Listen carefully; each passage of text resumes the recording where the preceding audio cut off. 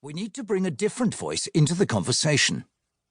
In my earlier treatment, I discussed the 7 broken signposts in relation to the Christian message in general. Here, I want to do something quite different, and invite the Gospel according to John to come on stage and address us on the topic. No doubt there are other parts of the Bible we could call on in the same way.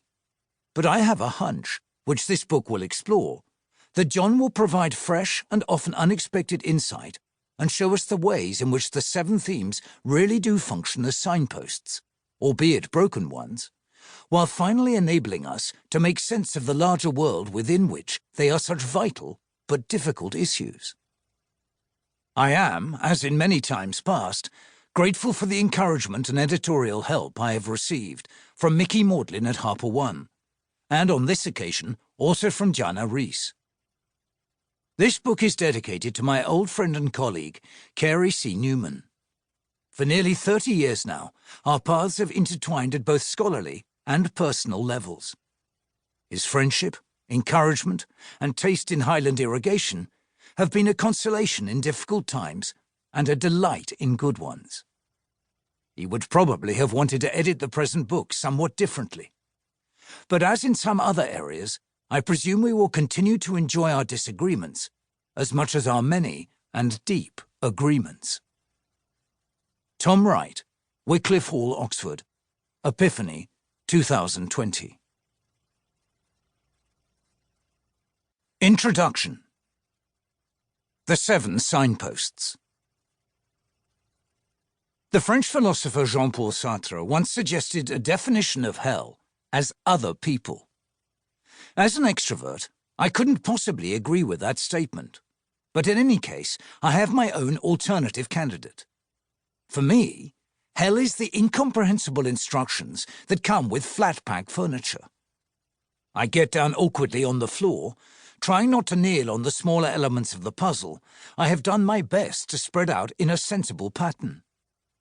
I read the instructions again. Perhaps the manufacturers put in the wrong ones. Nothing seems to fit.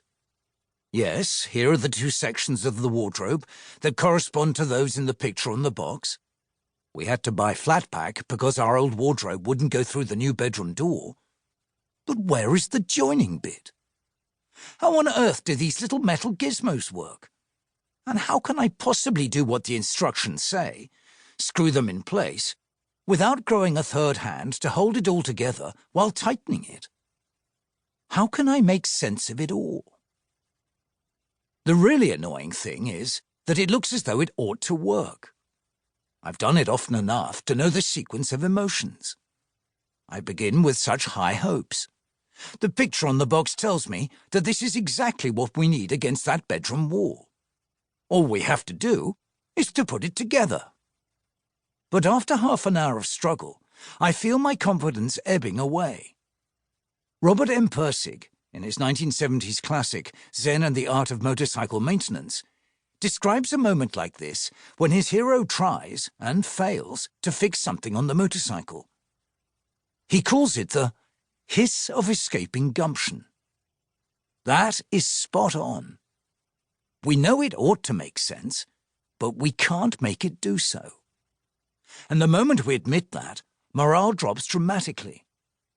We can't understand why something that ought to fit together seems not to, and why we ourselves can't fix it, can't put it right, can't get the wardrobe together, can't, in that sense, make sense of it, literally making whatever it is into the sense that it ought to have.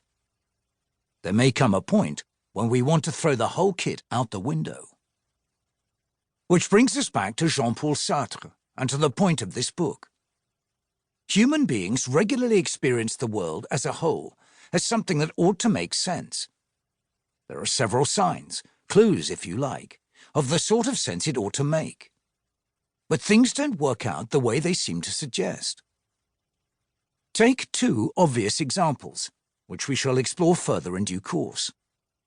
We all know that justice matters, but even in the best systems, mistakes are made, innocent people are convicted, criminals get away with it, and we start to distrust judges, juries, and the whole system.